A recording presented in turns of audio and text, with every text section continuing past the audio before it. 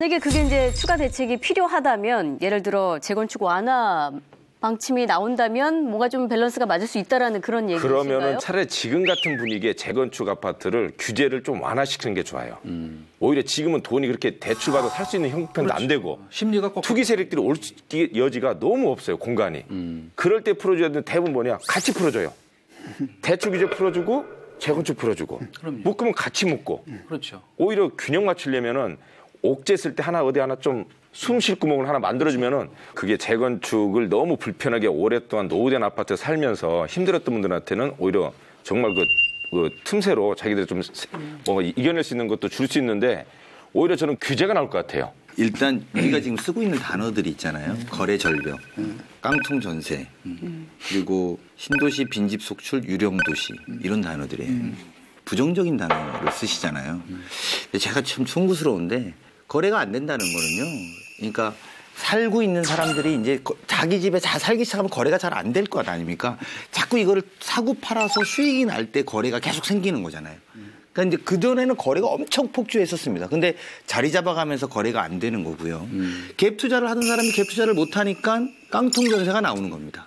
그러니까 저는 이게 부동산 정책의 안정이라고 봅니다. 물론 이제 저희도 찾아보니까 국토교통위원이 돼서 서울시에나 어디다가 좀 한번 해볼까? 남은 데는 진짜 재건축 지역들밖에 없고 그나마도 그것의 용적률을 올려주는 게 방법입니다. 근데 이것은 또 어떤 부담이 있느냐?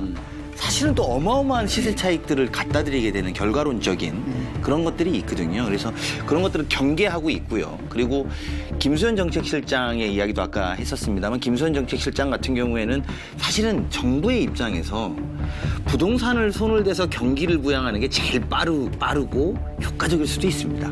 부동산 거래를 살려서.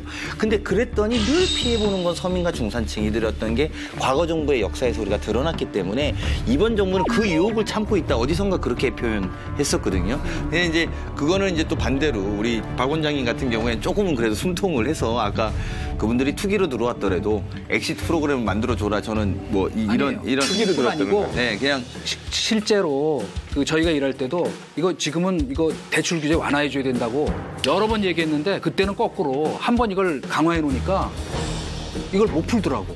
그래서 결국은 어떻게 됐느냐?